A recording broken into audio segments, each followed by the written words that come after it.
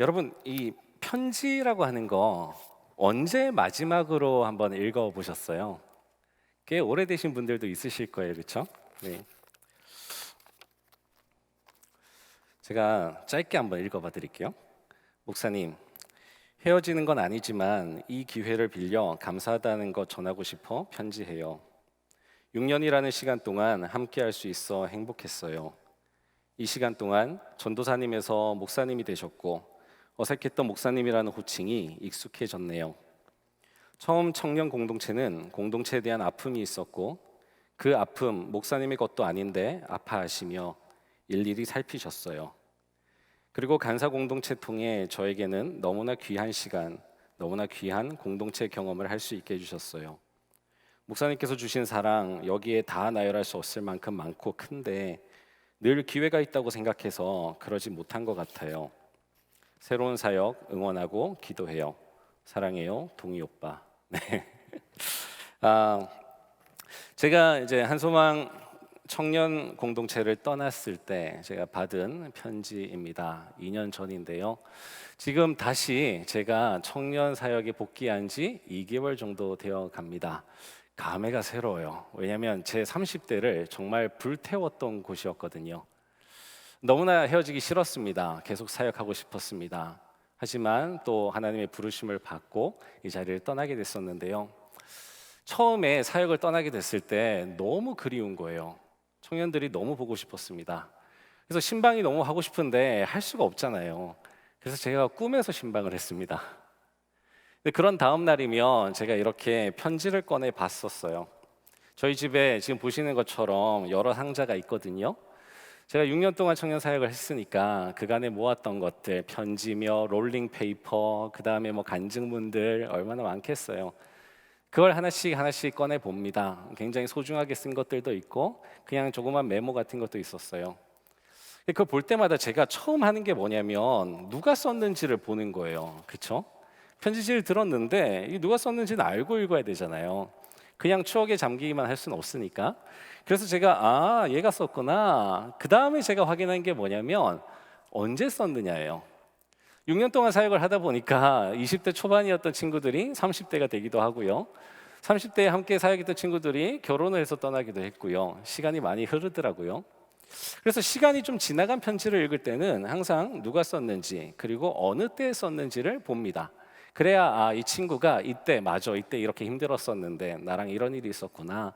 이때 우리 공동체가 이런 일이 있었는데 그때 얘가 이런 걸 느꼈었구나라는 걸 알게 되는 거죠. 여러분, 요한계시록도 마찬가지인 것 같아요. 이 요한계시록이 참 읽기가 힘든 책입니다. 그렇죠? 왜냐하면 사실 성경책 제일 마지막에 있잖아요. 저희가 성경 읽을 때 항상 창세기부터 시작을 하거든요. 제일 마지막에 있으니까 밀어놔요. 밀어놓다 보면 못 읽어요. 그 다음에 이게 무슨 판타지 소설 같대요. 내용이 너무 난해하대요. 그래서 사람들이 못 읽는데요. 나도 덩달아 밀어둬요. 또 이제 지나가요. 그 다음에 묵시록이래요. 뭐가 무서울 것 같아요. 종말을 예언한대요. 그러니까 또 못 읽어요. 그렇게 넘겨버립니다. 물론 맞습니다. 성경의 마지막 책이기도 하고요. 그리고 뭐 여기 난해한 것들도 많아요. 그리고 묵시록도 맞아요. 하지만 결국에 이 요한계시록도요, 사실은 요한이 쓴 편지거든요.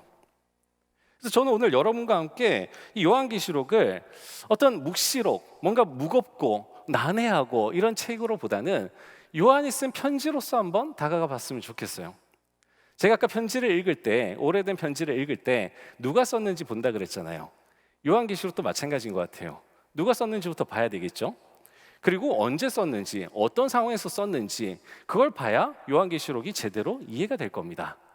그리고 나서 우리가 해야 될 건 편지를 아까 제가 읽은 것처럼 천천히 곱씹으면서 과연 이 친구가 왜 이런 말을 썼을까라는 생각을 해보면서 쓰는 거죠. 아마 모르긴 해도 한자 한자 정말 공들여서 썼을 것 같아요. 연애편지 써보신 분도 아시겠지만 썼다 지웠다 썼다 지웠다 얼마나 반복해요, 그렇죠? 우리가 이렇게 고민하는 사이에 정말 한자도 쓰지 못하고 지나갈 때가 너무나 많습니다. 우리가 요한계시록을 바라볼 때도요, 과연 이 요한계시록의 저자인 요한, 그리고 요한이 직접 쓴 거 아니잖아요. 사실 말이 요한계시록이지 요한의 계시록이 아니라 요한이 받아 적은 예수님의 계시록이거든요. 저자가 예수님이에요. 예수님께서 이 교회를 향해서 한자 한자 불러주실 때에 얼마나 공들여서 얘네들 이거 이해할 수 있을까? 이 단어 이해할 수 있을까? 이 표현 이해할 수 있을까? 너무나 친절하신 주님께서 그 표현들을 주시지 않았을까요? 근데 애석하게도 우리는 그걸 몰라요. 왜 모르냐면 번역을 거쳐서 지금 왔거든요. 헬라어 원문을 우리가 아무리 봐도 그 원문의 뉘앙스를 우리가 알 수가 없습니다. 편지를 쓸 때는요, 이게 말로 전하는 게 아니다 보니까 사실은 글에다가 어떤 느낌인지를 표현해야 돼요. 제가 제일 못하는 게 그건데요. 아무리 써도 딱딱해요. 어떻게 묘사를 해야 될지 모르겠어요. 우리가 베스트셀러인 소설을 볼 때의 편안한 이유는 그림 언어로 쓰거든요. 위 목사님의 설교를 들을 때나 우리 교회 부교역자분들의 설교를 들을 때도 편안한 이유가 그림 언어를 쓰세요. 다들 위 목사님께 배워가지고 그러다 보니까 이게 그림이 그려져요. 근데 저는 그걸 못하겠어요. 저는 약간 논문형 인간이거든요. 그래서 너무 딱딱해요. 그런데 편지라고 하는 건 그러면 안 되는 거잖아요. 진짜 내 마음이 전달돼야 되는 거잖아요. 그래서 아마 이 표현을 분명히 그때 그 사람들에게는 다 이해될 만한 표현으로 썼을 텐데 우리가 시대가 너무 지나다 보니 우리가 그 언어를 쓰지 않다 보니 잘 모르는 거죠. 더군다나 번역이 되긴 했지만 이 번역도 어렵거든요. 사실 저희 세대만 해도 이런 어투를 쓰지 않습니다. 이런 문법도 잘 쓰지 않아요. 그러니 한글로 된 걸 읽어도 사실 잘 모르겠어요. 그래서 오늘 제가 여러분과 뭘 하고 싶냐면 요거 제 나름대로 최선을 다해서 원문을 분석해 봤습니다. 영어 성경도 읽고 한국어 성경도 읽어가면서 과연 주님께서 요한을 통해서 주신 그 말씀의 뜻이 뭘까? 라오디게아 교회에게 주신 그 편지의 내용이 뭘까?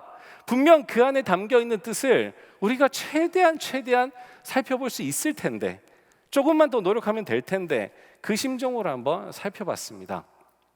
먼저 요한에 대해서 좀 설명을 드리자면요, 이 편지를 기록할 때 요한계시록 기록할 때 요한의 나이가 이미 90을 넘어섰습니다. 그 옛날에 예수님의 사랑을 받던 그 어린 제자 요한이 아니에요. 더 이상 예수님이 돌아가신 지도 한 50년 지났어요. 반 100년이 지났다고요. 요한과 함께 신앙생활 하던 예수님과 함께 12 제자들이 교회를 세우고 기적과 이사를 행해 가던 그 시절로부터도 이미 세월이 엄청 흐른 거예요. 그 사이에 다른 사도들은 다 순교해 버렸습니다. 여기저기 흩어져서 우리 주님 전하다가 다들 이제 없어요. 요한도 지금 사실은 반모섬에 유배되어 있잖아요. 그런 상황 속에서 어느 날 주일날이라고 나옵니다. 어느 주일날 성령님의 충만해가지고 예수님을 만나는 거예요. 그토록 보고 싶었던 예수님이었습니다. 오매불망 보고 싶었던 예수님이었어요. 언제나 오시려나, 분명히 다시 오신다 그랬는데, 그래서 마리아도 내 어머니라 하고 맡기고 가셨는데, 교회도 맡기고 가셨는데 안 오시는 거예요. 그러다 나이 들었는데 어느 날, 어느 주일날 계시가 오는 거예요. 환상이 보입니다. 주님이 거기 계세요. 그런데 그 주님께서 말씀하시는 거예요. 뭐라고 말씀하시냐면 받아 적으라 라고 말씀하십니다. 여러분, 그렇게 시작된 거예요. 여러분, 우리가 그냥 흘려보낼 책이 아닙니다. 90이 넘은 그 사도에게, 너무나 사랑했던 그 제자에게 찾아가셔서 받아 적으라. 왜? 나 지금 해야 될 말이 있어. 근데 네가 가장 적임자인 것 같아. 교회를 대표하는 어른이었어요. 아마 가장 고령의 어른이었을 수도 있습니다. 그런 요한에게 받아 적으라. 이거 너무 중요한 얘기니까, 이거 꼭 해줘야 되니까 너의 권위가 필요해. 다른 사람의 권위로 안 돼. 정말 내가 사랑했던 자, 그걸 모두가 다 알고 있는 바로 그 사도 요한이라고 하는, 그리고 교회의 어른이라고 하는 바로 그 너의 권위로 지금 이거 적어서 교회들에게 보내줘라는 겁니다. 바로 그 편지를 우리가 지금까지 6개의 교회를 거치면서 읽어오게 된 거예요. 그리고 오늘 바로 그 마지막 7번째 교회, 라오디게아 교회에 보낸 편지를 보게 되는 겁니다. 이러니 제가 어떻게 소중하게 한 글자 한 글자 안 볼 수가 있었겠어요. 그러니까 이런 저자의 마음으로 우리가 들여다보면 성경 한 단어 한 단어가 너무너무 소중하거든요. 요즘에는요, 카톡에 저렇게 이모티콘이 있어요. 그래서 그 뉘앙스를 표현하려고 합니다. 하지만 이때는 그런 게 없잖아요. 어떻게 이게 야단치는 건지, 아니면 이게 화가 나신 건지, 아니면 그냥 권유하시는 건지, 단어만 가지고는 알 수가 없습니다. 명령형으로 쓰여진 거라 할지라도 그게 정말 단호한 명령으로 하신 건지 아니면 슬쩍 권유하신 건지는 몰라요. 주님을 만나봐야 알겠죠. 또는 저런 이모티콘이라도 붙여봐야 알겠죠. 그게 바로 뉘앙스라고 하는 겁니다. 바로 그 뉘앙스의 차이에 주목해서 한번 말씀을 보시면 좋을 것 같아요. 뉘앙스가 어려운 말은 아니고요, 우리 미묘한 차이라는 건데요, 보통 일상에서 우리 많이 쓰잖아요, 그렇죠? 특별히 감정에 있어서 그 뉘앙스를 한번 상상해 보시면서 같이 한번 가보실게요. 오늘 이 본문에 보면 우리가 너무나 잘 아는 구절이 두 구절이 나옵니다. 너무나 잘 아는 구절. 정말 크리스찬이라면 진짜 안 들어볼 수가 없는 구절이 두 구절이 나옵니다. 그 중에 하나가 바로 이거잖아요, 그렇죠? 내가 내 행위를 아노니 네가 차지도 아니하고 뜨겁지도 아니하도다. 내가 차든지 뜨겁든지 하기를 원하노라라는 겁니다. 차든지 뜨겁든지.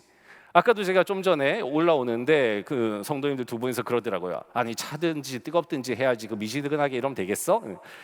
우리가 이제 일상에서도 많이 쓰는 용어가 되어버렸는데요, 그게 바로 여기 나오는 말이에요. 라오디게아 교회를 향해서 주님께서 하신 말씀이 뭐냐면 바로 내가 네 행위를 아는데 너 차든지 뜨겁든지 해야 돼. 미지근하면 안 돼라는 겁니다. 보통 우리는 여기까지만 알아요. 그런데 그 뒤에 이어지는 구절이 있습니다. 네가 이같이 미지근하여 뜨겁지도 아니하고 차지도 아니하니 내 입에서 너를 토하여 버리라라는 말씀이에요. 토하여 버리겠다는 거예요. 야, 너 그러면 안 돼. 차든지 뜨겁든지 해야지. 미지근하면 안 돼가 아니라 너 미지근해. 그래서 내가 너 토해 버릴 거야 라는 얘기입니다. 여러분, 이 본문을 보면서 라오디게아 도대체 어떤 교회였지? 어떤 교회였길래 하나님이 이렇게까지 단호하게 토하여 버리겠다라고 얘기를 할까 너무 궁금했습니다. 아마 성경학자들도 궁금했을 거예요. 도대체 이 교회가 어떤 교회였길래. 아주 자세한 설명이 있지는 않잖아요. 그래서 라오디게아 교회를 아마 연구했겠죠. 그 연구한 걸 제가 보니까 라오디게아 교회에 독특한 점이 있었습니다. 아까 우리가 편지를 쓸 때에 한 단어 한 단어 고심하면서 쓸 거라 그랬잖아요. 이걸 읽는 사람이 이해할 수 있도록 쓸 거라 그랬잖아요. 그런데 우리 복음서에 보면 예수님께서 설교를 하실 때에 늘 비유를 드시는데 그 비유가 사실은 그 당시의 사람들이 다 이해할 수 있을 만한 비유를 드시거든요. 아무도 모를 만한 비유를 드시지 않아요. 농부는 농부가 이해할 수 있는 비유, 어부는 어부가 이해할 수 있는 비유를 들거든요. 세리는 세리가 이해할 수 있는 비유를 든단 말이죠. 그렇다면 분명히 차든지 뜨겁든지 미지근하면 안 돼, 뭐 이런 얘기도 사실은 뭔가 물과 관련된, 그리고 이 라오디게아 교회와 관련된 비유였을 거라는 거죠. 그래서 학자들이 찾아보니까 재밌는 점이요, 이 라오디게아 교회는 돈이 굉장히 많은 도시 라오디게아에 속한 교회인데 이 도시가 얼마나 돈이 많냐면 오늘날의 월스트리트 같은, 뉴욕 같은 그런 도시래요. 그러니까 은행업이 굉장히 성황했다고 합니다. 왜냐하면 이게 무역로의 중간에 있어가지고 지정학적으로 굉장히 좋은 위치였대요. 그래서 무역을 하느라 은행 업무가 이제 굉장히 활발했었는데 그러다 보니까 돈이 많았대요. 물론 다른 이유도 이따가 뒤에 나오긴 합니다. 자, 그러다 보니까 이 사람들이 이 돈을 가지고 뭘 했느냐? 라오디게아가 풍족한 것 같지만 없는 게 하나 있었어요. 그게 뭐냐면 물이었습니다. 그 지역이 그렇대요. 그래서 이 물을 다른 데서 끌어오기 시작을 하는 겁니다. 어디서 끌어오느냐? 저기 북쪽으로 가면 히에라폴리스라는 곳이 있어요. 이곳은 펄펄 끓는 물이 있는 겁니다. 뜨겁든지 차든지잖아요, 그렇죠? 뜨거운 물이 있는 곳이에요. 근데 이 히에라폴리스에 있는 뜨거운 물은 흔히 온천이라고 하죠. 온천수입니다. 이 뜨거운 물을 가지고 오는데 장장 이게 11km라 그래요. 물론 뭐 주석책마다 좀 다르긴 하지만 거의 10km 정도 되는 것 같습니다. 10km나 되는 이 먼 길을 이 도시가 돈이 있다 보니까 끌어오는 거예요. 그냥 수로를 만들어 가지고 물을 끌어옵니다. 자, 그리고 또 하나, 저기 다른 쪽 동쪽으로 가면 한 16km 떨어진 곳에 거기 골로세라는, 우리도 잘 알죠? 골로세라는 도시가 있어요. 이 골로세는요 산 위에 있습니다. 그래서 여기가 히에라폴리고요. 그리고 이 수로를 통해서 이 골로세 있는 물도 가져오는 겁니다. 근데 이 물은 산에서 나오는 그 쨍한 그 시린 물 있잖아요. 정말 차가운 물. 진짜 그 냉수의 어떤 근원에서 솟아나오는 그런 물이에요. 그 물을 또 끌어오는 거예요. 그렇게 끌어와 가지고 라오디게아에서 그 양쪽에서 온 두 물을 사용을 하는 겁니다. 근데 문제가 뭐냐면 수로를 길게 해서 끌어오는 것까지는 했어요. 그런데 이 수로가 무슨 뭐 보온이 되겠습니까? 그러니 저 뜨거운 물이 내려오면서 다 식어버리는 거예요. 그리고 저 차가운 물, 정말 쨍했던 그 얼음장같이 차가웠던 그 물이 오면서 미지근해져 버리는 겁니다. 워낙 뜨거운 동네였거든요. 이런 일이 발생을 하는 거예요. 그래서 그걸 마실 수가 없어요. 심지어 온천수는요, 거기에 석회질이 섞여 있어가지고 더더욱 마실 수가 없어요. 이런 동네였던 겁니다. 예수님은 이걸 아셨던 거예요. 그래서 이 라오디게아 교인들, 그리고 그 주변에 있는, 여러분 소아시아 교회 7교회가 다 붙어 있거든요. 그 주변에 있는 교회들이 다 이해할 수 있는 바로 그 언어로 지금 이 비유를 드시는 거예요. 그래서 차든지 뜨겁든지 하라는 건 바로 히에라폴리스에 있는 그 뜨거운 물과 바로 골로새에서 오는 그 찬물을 이야기하는 겁니다. 그리고 미지근하다고 하는 건 바로 라오디게아에 도착한 바로 그 미지근한 물, 마실 수 없는 물, 그 물을 이야기를 하는 거예요. 어떤 사람들은 이 구절을 이렇게 해석을 합니다. 차든지 뜨겁지 하라. 오케이, 그래, 신앙은 뜨거워야지. 신앙생활은 뜨거워야 돼. 그러니까 우리가 뜨거운 신앙생활을 해야 돼. 미지근하면 안 돼. 이렇게 설교를 해요. 그런데 이제 차든지가 들어가잖아요. 이거 어떡하지, 이 구절? 왜 차든지라고 하셨을까? 아니, 뜨거우면 뜨거운 거고, 그럼 뜨거운과 미지근한 걸 구별하셨으면 됐을 텐데, 대조하셨으면 됐을 텐데, 왜 거기다가 차갑든지를 넣어 놓으셨을까? 그래서 해석을 합니다. 차갑든지가 들어간 이유는 바로 차라리 냉랭하라는 거야. 신앙이 뜨거우려면 뜨겁고, 아니면 차라리 냉랭해서 내가 얼마나 지금 신앙이 식어버렸는지를 깨달을 수 있도록. 그래서 이따가 나오는데요, 회개하라는 말씀이 나오거든요. 냉랭해야 회개를 더 잘할 수 있어.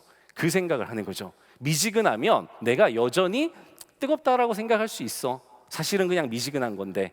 그러니 차라리 주님은 차가우라고 하는 거야. 그래서 회개하고 돌이키라고 하는 거야.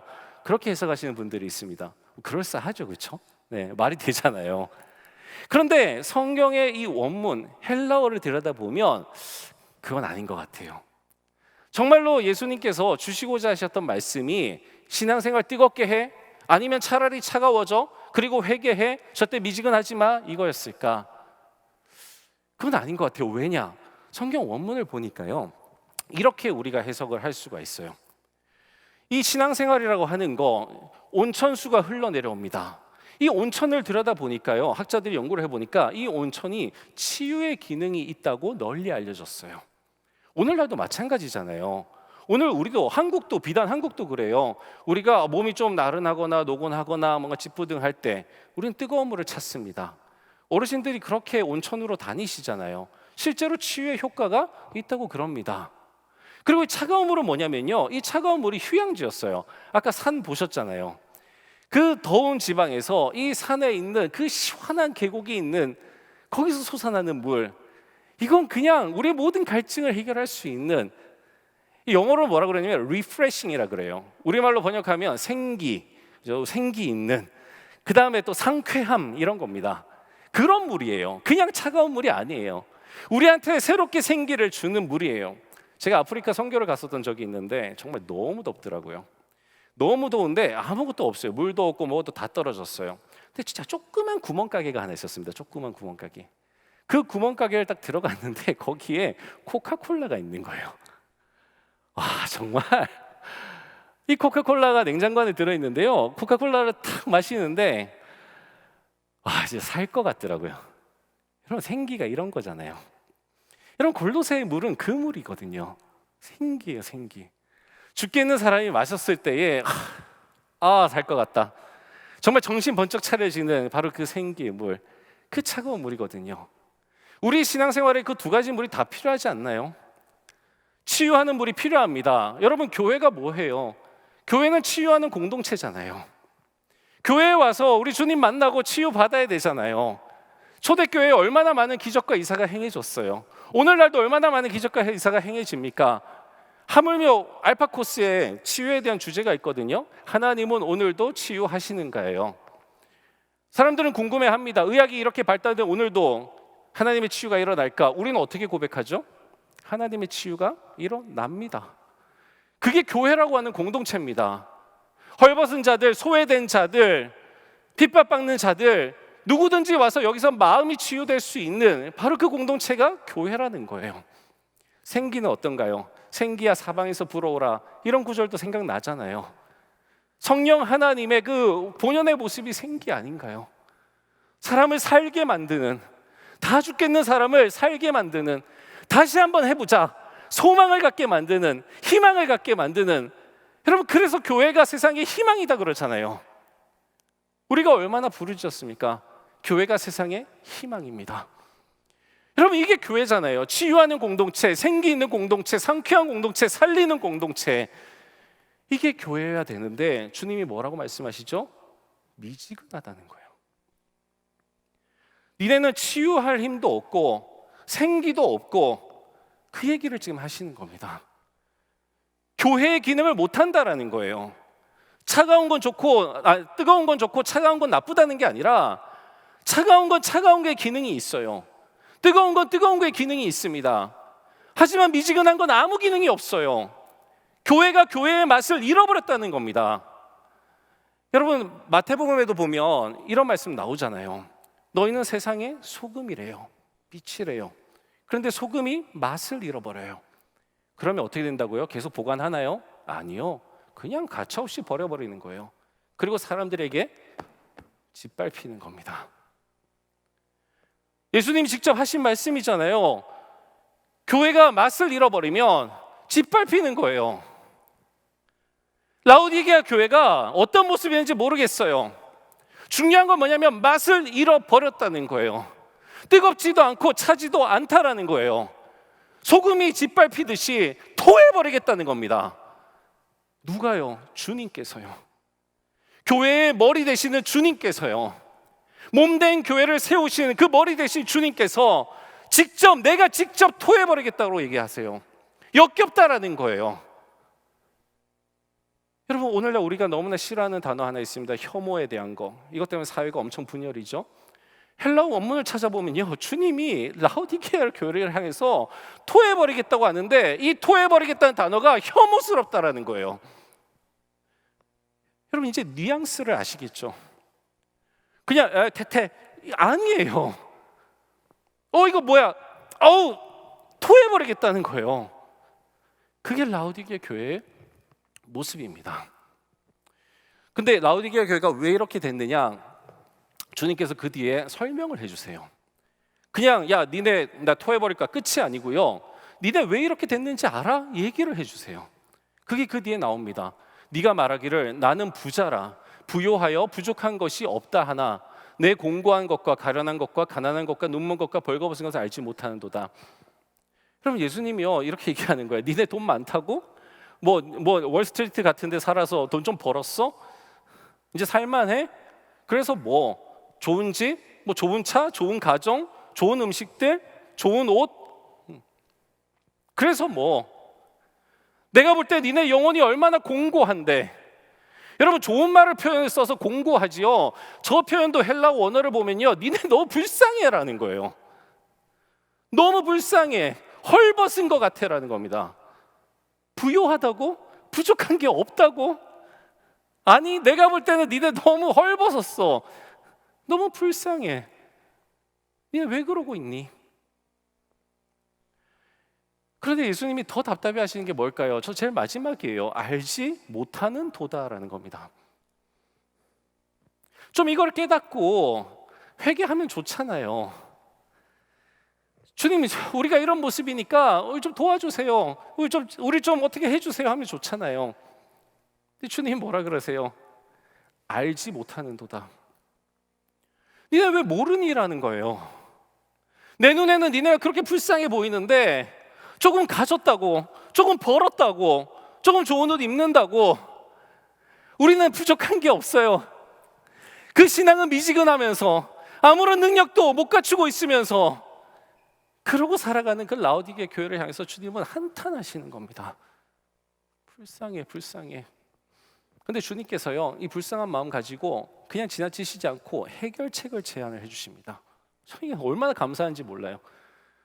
제가 이 편지 읽으면서 이 부분에서 너무 감사하더라고요.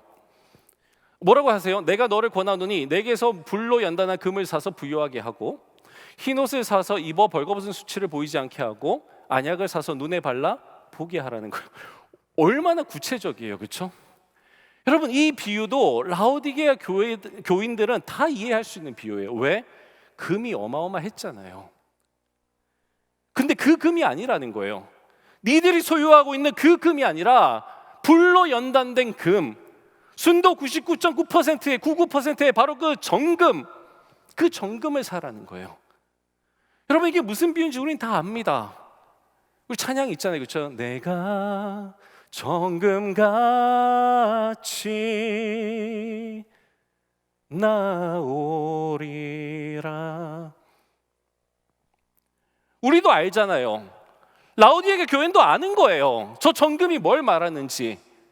여러분, 흰옷은 또 어때요?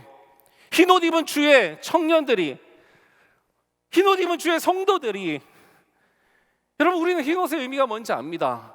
하나님께 선택받은 백성들, 구원받은 백성들, 구원의 길을 걸어가고 있는 백성들, 예수 그리스도의 제자들, 의로운 사람들, 하나님의 의로 옷 입은 사람들, 거룩의 길을 가고 있는 사람들, 그 거룩의 옷이잖아요, 흰옷. 여러분, 이 동네가요, 그 검은 양털로 짠 모직이 되게 유행을 했었대요. 그래서 그 모직 공장도 많고 그랬다는데, 그거랑 대비되지 않습니까? 너무 기가 막히지 않아요? 그 검은 옷으로 짠 그거 입지 말고, 검은 양털로 된 옷 말고, 그게 얼마나 고가이든 얼마나 좋은 거든 그거 말고 내게서 흰 옷을 사라고. 흰 옷. 안약은요, 이미 뭐 너무 많이 들어서 아시죠? 이 지방이 안약의 원료가 되는 그 원료가 생산되는 곳이래요. 그래서 이 안약이 굉장히 유명했다고 합니다. 그래서인지 또 뭐 의과대학도 있었다 그러네요. 굉장히 발달된 도시였던 거예요. 근데 안약을 사라는 거예요. 그 도시 사람들은 다 알고 있는 안약? 대표적인 거예요. 특산품이죠, 특산품. 그 안약을 사래요. 그런데 사고요, 발라서 보라는 거예요. 니네들이 어떤 꼴을 하고 있는지 보라는 겁니다. 지금 너희들의 신앙생활이 어떤 건지 보라는 거예요. 여러분들, 중요한 동사가 나옵니다. 사라는 거죠, 그렇죠? 근데 누구에게서요? 내게서 사라고 합니다. 내게서. 이 사람들 쇼핑 엄청 좋아했거든요. 쇼핑센터도 여러 군데 있었다고 합니다. 사라는 거예요. 사는데 내게서 사라는 거예요. 내게서. 여러분, 이게 예수님의 마음이에요. 토하여 버리겠다고 하실 때는 언제고, 이제는 뭐라고 하냐면 구체적으로 얘기해 주시면서, 니네 지금 이게 없잖아, 그거 나한테서 사. 어디 딴 데 갈 필요 없어. 나한테 와. 지금 나라고 하는 걸 알려주는 거잖아요. 해결책이 예수 그리스도라는 걸 알려주는 거예요. 어디에 주목을 해야 될지 알려주는 겁니다. 어디서 옷을 사서 입을 수 있는지, 어디서 안약을 발라서 볼 수 있는지. 주님, 어떻게 해야 됩니까? 물어볼 필요가 없어요. 나한테 와서. 그래서 지금 이 편지 쓰는 거잖아요. 예수님께서는요, 더 구체적으로 얘기해 주세요. 정말 우리 주님이 얼마나 친절하신지 모르겠어요. 전 성령의 열매를 묵상하면서 친절이라는 그 열매가 있잖아요. 근데 저는 그걸 주님에 대입을 합니다. 왜냐하면 주님이 너무 친절하시거든요. 보세요, 그 다음 구절인데요. 물은 내가 사랑하는 자를 책망하여 징계하노니 그러므로 네가 열심을 내라 회개하라 말씀을 하세요. 지금 이거 왜 한다고요? 사랑하니까 한다는 거예요.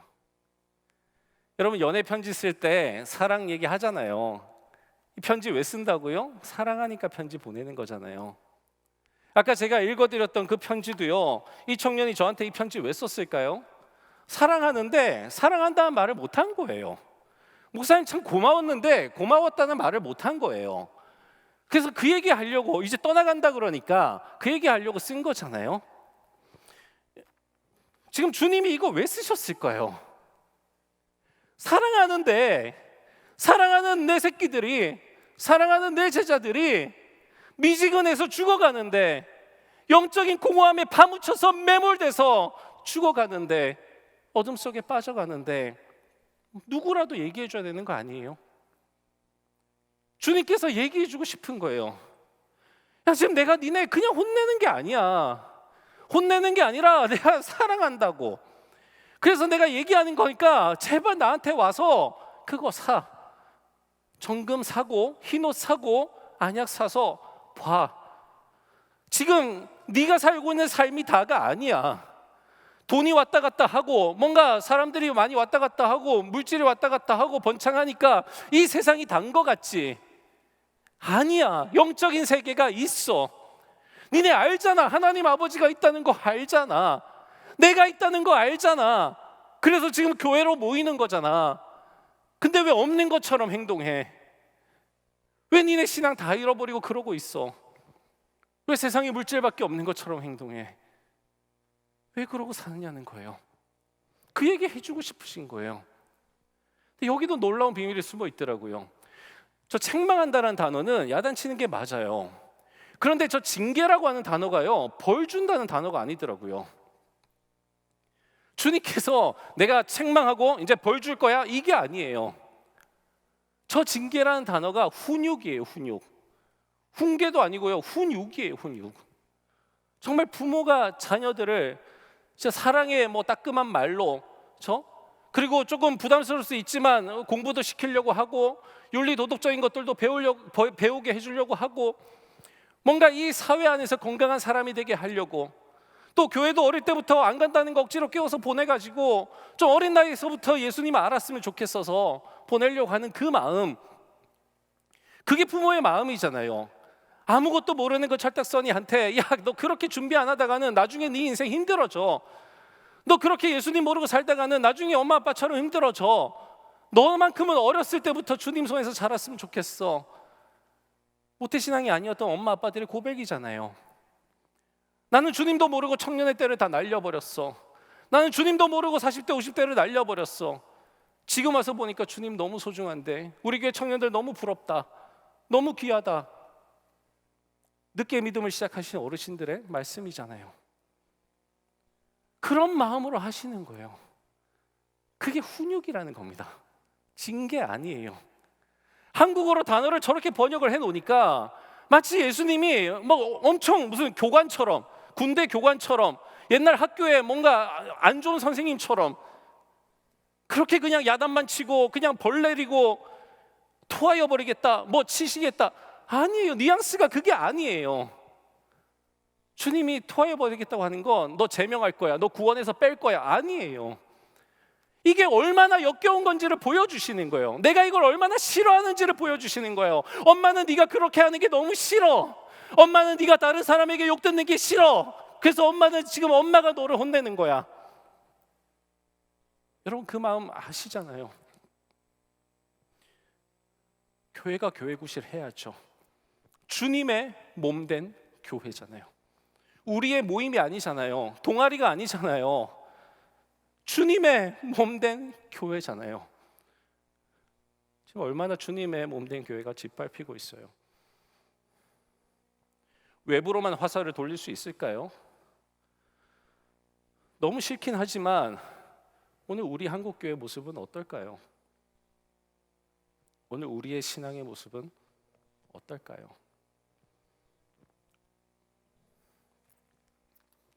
열심을 내라고 말씀을 하십니다. 그리고 회개하라고 얘기를 하세요. 회개도 그냥 회개가 아닌 거예요. 지금 그럴 상황이 아니에요. 야야 너 조금만 더 하면 될 것 같아, 이 상황이 아니에요. 열심을 내고 회개해야 됩니다. 여러분 이 회개 거창한 거 아닙니다. 회개 구약에서는요 돌이키다라는 단어 쓰죠. 여기서는 회개는요 뉘우치다라는 단어입니다. 뉘우치라는 거예요. 아까 뭐라고요? 라오디게 교회는 모른다고요. 자기들이 어떤 모습인지 모른다고요.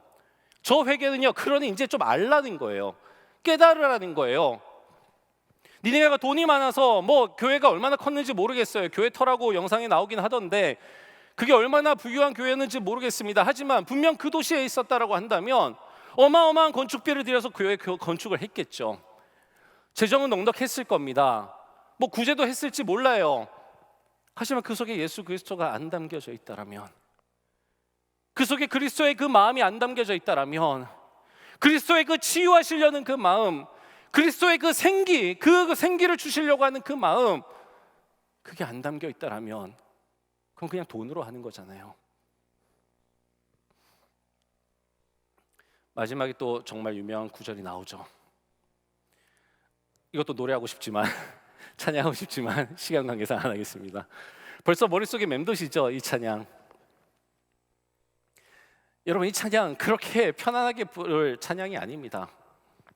볼지어다 내가 문 밖에 서서 두드리노니 누구든지 내 음성을 듣고 문을 열면 내가 그에게로 들어가 그와 더불어 먹고 그는 나와 더불어 먹으리라. 보통 이제 이 구절을 가지고 오늘 주보에도 나온 이제 그 성화인데 이렇게 표현을 합니다.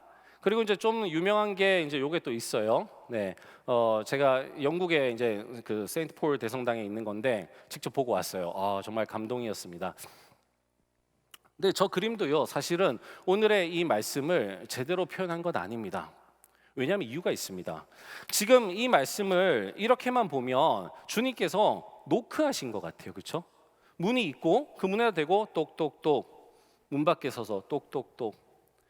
그런데 두드리신다라고 하는 그 헬라어를요, 원어로 보면 똑똑똑이 아니고요, 쾅쾅쾅입니다. 영어로 파운딩이라고 하죠. 때리는 거예요. 쾅쾅쾅. 여러분, 똑똑똑은 언제 하죠? 방문 두드릴 때 하는 겁니다. 지금 문 어디에 계신다고요? 아까 그림에도 보셨잖아요. 집 밖에 계시는 거예요. 여러분, 방문 밖에 계시는 게 아니고요, 집 대문 밖에 계시는 거예요. 거기 서셔서 쾅쾅쾅 때리시는 거예요. 여러분, 예수님 나이가 몇 살이죠? 30대 초중반입니다. 나이 든 할아버지 예수님 아니에요. 혈기왕성한 예수님이에요. 30대 초중반의 청년 예수라고요. 쾅쾅쾅 두드리는 거예요. 나 여기 있다고. 문 열라고. 문 열어, 문. 거기 아무도 없어. 문 좀 열어, 문. 내 얘기 안 들려? 문 좀 열어. 그럼 이 장면이에요. 좀 전에 열심을 내라, 회개하라 말씀하신 분이 똑똑똑 아니거든요. 그게 여기 이 장면의 뉘앙스입니다. 여러분, 이 장면이 놀라운 건요, 저기 문을 열면이라고 하는 단어예요. 이 문을 열면이라는 게 한국어 성경에는 그냥 밋밋하게 문을 열면 내가 들어가 이렇게 되어 있어요. 정말 단순한 가정법으로 되어 있지만 실제 헬라어 원문은 이렇게 되어 있어요. 한 번만 문을 열기만 하면, 한 번만 문을 열기만 하면 그럼 내가 들어갈 텐데 라는 겁니다. 지금 주님께서 두드리시면서 문 열어, 문. 조금만 열어봐봐. 한 번만 열면 내가 들어갈 거야. 내가 들어가면 끝나는 거잖아요, 그렇죠? 차갑든지 뜨겁든지 끝나는 거잖아요. 예수님이 그 근원 대신 예수님이 들어가시는 건데, 그 주님과 함께 주님의 그 식탁 공동체에서 더불어 먹고 마시게 될 텐데, 그 풍요로움을 한번 생각을 해보세요. 그 행복함을 한번 생각을 해보세요. 거기에 영적인 고갈이 어디 있어요? 영적인 풍요가 있는 거잖아요. 내가 들어갈 거라고. 내가, 여러분, 지금 누가 의지가 있어요? 예수님이 의지가 있으신 거예요. 그런데 예수님이 문을 부수고 들어가진 않으세요. 그래서 안에서 열어줘야 되는 거예요. 근데 못 듣고 있는 거예요. 야, 우리는 부자라 부유해서 부족한 게 없어, 이러면서 자기들끼리 향연을 벌이고 있는 거죠. 밖에서 문을 아무리 세게 두드려도 들리지가 않는 겁니다. 예수님이 자기들하고 같이 있는 것도 모르는 거예요. 같이 있지 않다는 것도 모르는 거예요. 누가 애가 탈까요? 라오디게 교인들이요? 아니요, 몰라요. 여전히 주님의 애가 타시는 거예요. 주님이. 그래서 주님께서 문 열어, 문 열어, 문. 내가 들어갈 거야, 내가. 이 말씀 하시는 거예요. 여러분, 그 7개 그 교회들마다 그 주님께서 제일 첫 번째에 주님이 어떤 주님이신지를 이렇게 말씀을 해주셨어요. 라오디게아 교회도 마찬가지거든요. 주님께서 그 말씀을 해주세요. 14절에 이렇게 나옵니다. 라오디게아 교회 사자에게 편지하라. 아멘이시요 충성되고 참된 증인이시요 하나님의 창조의 근본이시니가 이르시되. 지금 누가 쓰는지를 알려주는 거죠. 근데 그냥 예수 그리스도에 계시다 이게 아니고요, 그 예수 그리스도가 어떤 분이신지를 각 교회마다 다르게 설명을 해주세요. 여기에 단서가 있는 겁니다. 지금 오늘 마지막에 보시면요, 창조의 근본이시라 그랬어요. 라오디게아 교회는요, 뱉어내야 될 만한 물이었습니다. 이거 어떻게 해요? 이거 이렇게 미지근해진 거 어떻게 해요? 뜨겁게 할 수 없잖아요. 차갑게 할 수 없잖아요. 이거 어떻게 해요? 주님께서 말씀하시는 거예요. 내가 창조의, 하나님의 창조의 근원이라는 거예요. 아무도 할 수 없습니다. 하지만 주님은 하실 수 있다라는 거예요. 내가 하나님의 창조의 근원이니까 내가 재창조할 수 있다라는 겁니다. 그래서 재창조하실 수 있는 능력 있으신 그분, 그 주님께서 문을 두드리시는 거예요. 나한테 능력이 있다고, 내가 니네들 살려줄 수 있다고, 다시 뜨겁게 해줄 수 있다고, 다시 차갑게 해줄 수 있다고, 다시 니네들이 능력을 갖게 해줄 수 있다고, 다시 교회가 교회되게 해줄 수 있다고, 다시 교회가 세상에 희망되게 해줄 수 있다고, 다시 짓밟혔던 교회가 살아날 수 있게 해줄 수 있다고, 다시 바닥으로 떨어진 하나님의 그 명예가 살아날 수 있다고, 마른 뼈에 생기가 담길 수 있다고. 아무도 할 수 없어요. 우리가 하는 거 아니잖아요. 주님이 하실 수 있다고요. 하실 수 있는 그분이 두드리고 있다고요. 정신 차리라고. 정신 차리라고.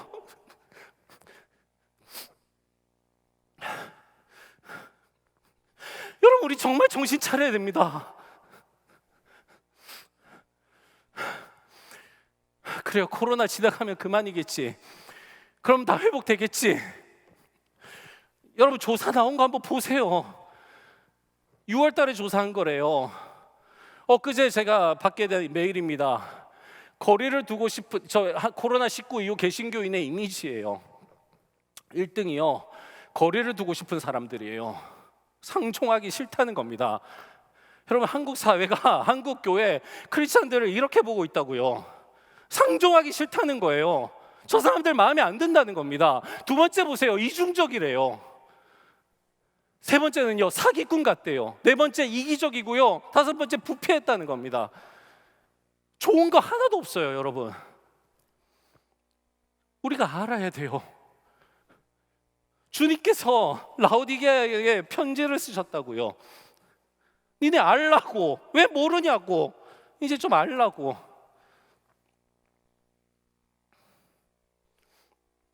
우리가 모르니까 사회가 얘기를 해주네요. 니네 좀 알라고. 이 말씀만 드리고 마치겠습니다. 저는 모태신앙이 아닙니다.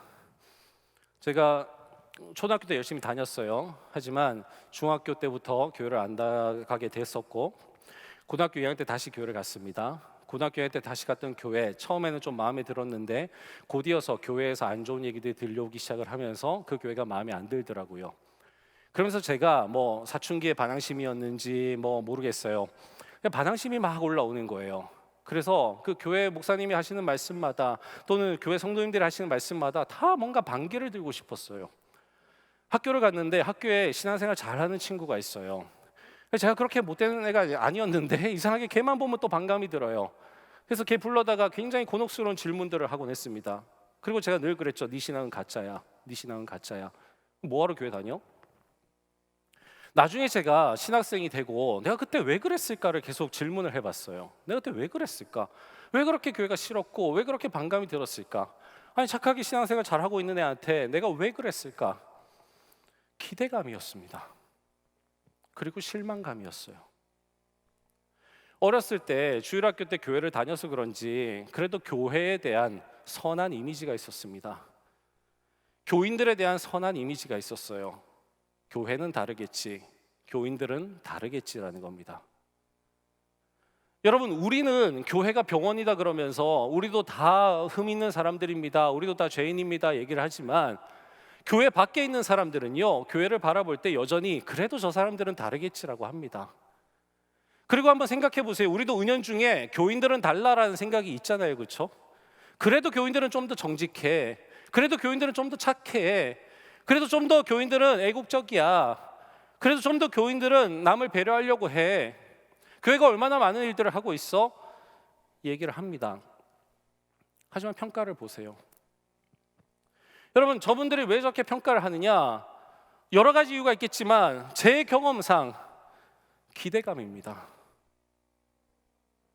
저는 저 데이터를 보고요, 와, 한국 사회가 여전히 한국 교회를 기대하고 있구나, 감사하다. 예전역에 기대를 놨을 수도 있는데 아직까지도 기대를 하고 있네. 아직까지도 기대를 해주네.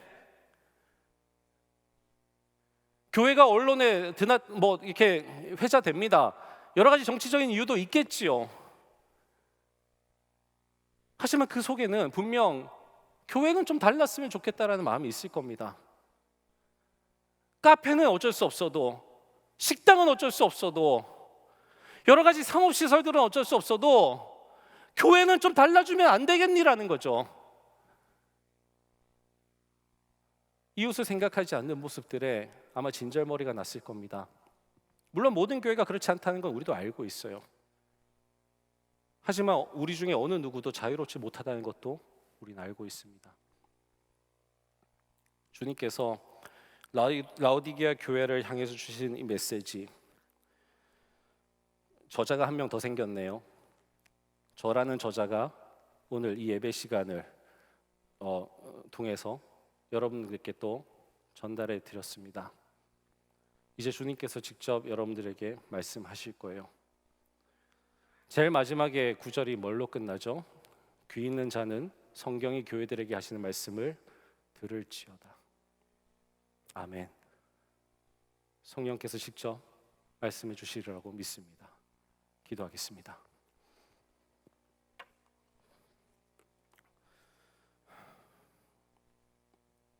성령 하나님, 한국교회도 처음에는 안 이랬습니다. 라오디게아 교회가 안 그랬던 것처럼 우리도 안 그랬습니다. 지금 주시는 주님의 말씀 겸허히 듣겠습니다. 말씀해 주시옵소서. 감사드리며 예수님의 이름으로 기도합니다.